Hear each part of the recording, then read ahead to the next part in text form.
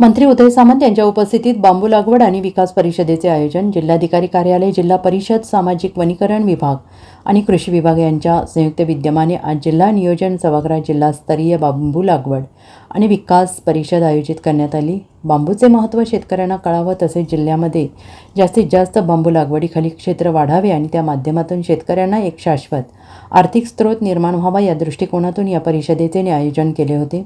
ही जिल्हास्तरीय बांबू लागवड आणि विकास परिषद राज्याचे उद्योगमंत्री उदय सामंत यांच्या अध्यक्षतेखाली राज्य कृषी मूल्य आयोगाचे अध्यक्ष आणि मुख्यमंत्री पर्यावरण शाश्वत आणि विकास टास्क फोर्सचे कार्यकारी अध्यक्ष पाशा पटेल यांच्या प्रमुख उपस्थितीत पार पडली।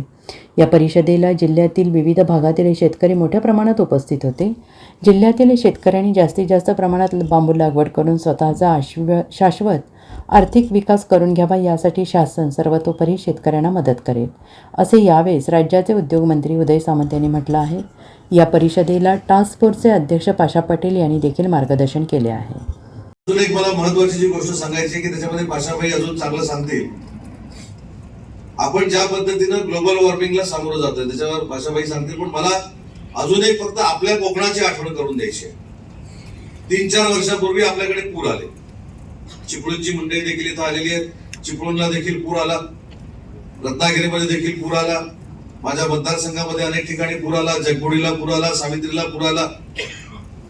आपण सगळ्यांनी मिळून तज्ञांनी मिळून एक अनालिसिस करून टाकला की कोयनाचं पाणी सुटलं असेल, इकडनं काही गाळ उपसला असेल, असं झालं असेल म्हणून हा पूर आला। पण त्याचं खोलात जाऊन जे पाशाबाईंच्या नेतृत्वाखाली मी कारण शोधलं त्याचं एकमेव कारण होतं ते म्हणजे ग्लोबल वॉर्मिंग, बरोबर ना सर? आणि या संकटातनं आपल्याला जर बाहेर पडायचं असेल आणि हे संकटातनं बाहेर पडत असताना स्वतःचा इन्कम जनरेट करायचा असेल तर बांबू लागवडीशिवाय पर्याय नाही। आणि याच उद्देशानं आजची ही कार्यशाळा, आजची ही परिषद आम्ही दोघांनी मिळून घेतली। आपल्या सगळ्यांच्या वतीनं पाशाबाईंचं मी रत्नागिरीमध्ये मनापासून स्वागत करतो। प्रेझेंटेशन देखील ते आपल्याला देणार आहेत, पण त्यांचं स्वागत करत असताना आपण सगळ्यांनी मिळून शब्द देऊ।